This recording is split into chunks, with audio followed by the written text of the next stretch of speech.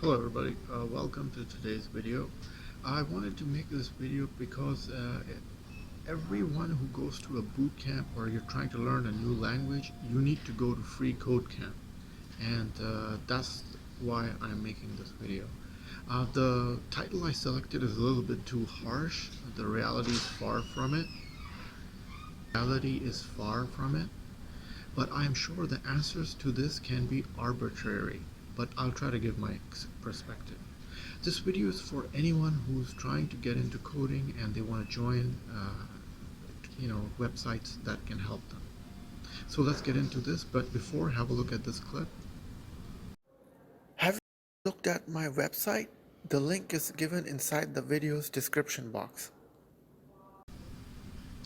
Before attending a boot camp, I took 2 months to get a head start and signed up for FreeCodeCamp. I read some reviews and did a little bit of research, and I was excited to get started. So I just, tried it out. It helped me tremendously. It gave you examples, hands-on practice.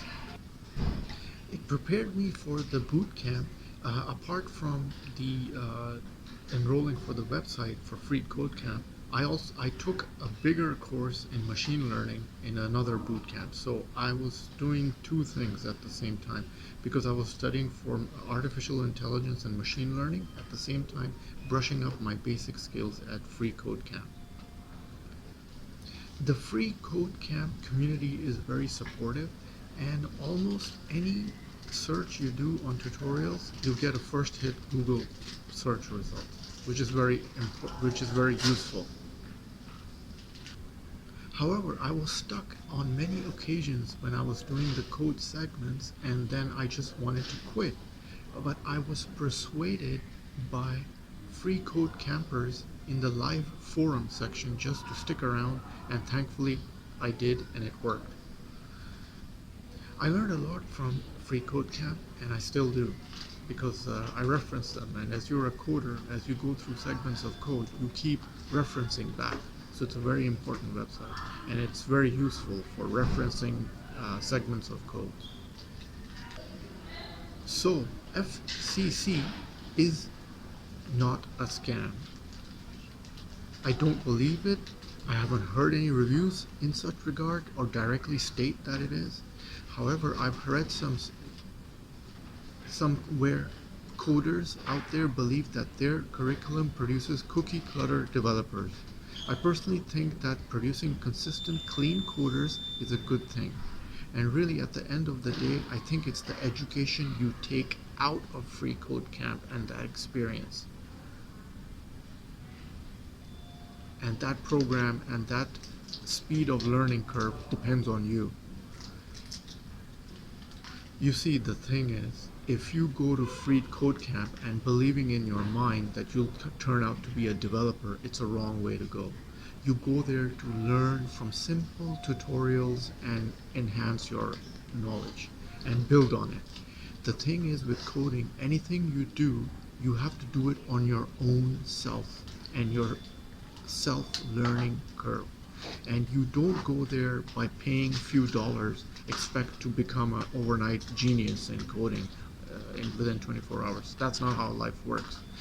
You learn from a little bit from FreeCodeCamp, you learn a little bit from your textbooks, you learn a little bit from your own watching YT videos. You, at the end of the day, is the one who has to make the hard effort and put in that extra miles to get that coding skill perfected. Nobody's gonna give you a silver spoon splatter. Not trying to be harsh, but that's how I know for a fact. I think you really have to be a self-reliant problem solver. This means searching the web for answers to problems and bugs, as well as debugging, errors, as well as using resources like the pages and the first and the foremost documentation. And that is my experience too. So you can't just, join a boot camp, like a FreeCodeCamp website, and expect to become a genius. And I really, want to recommend anyone who wants to learn coding to join FreeCodeCamp. And if you want to learn coding seriously, I want you to just have a look at this clip with a serious motivational factor. First of all, I just want to say that back in the day, a total different universe was there. This is about 1998. There was no YouTube, there was no Google, there was no internet. All you had was a lousy textbook from the university, and that too was very basic, not an advanced level that could give you all your answers, for instance. You came back from the C++ class and stared blank at your 4-room walls. That was it. So if you got stuck, which happens several times while compiling a C++ program, and it happens every now and often, you know how anyone feels without getting any help.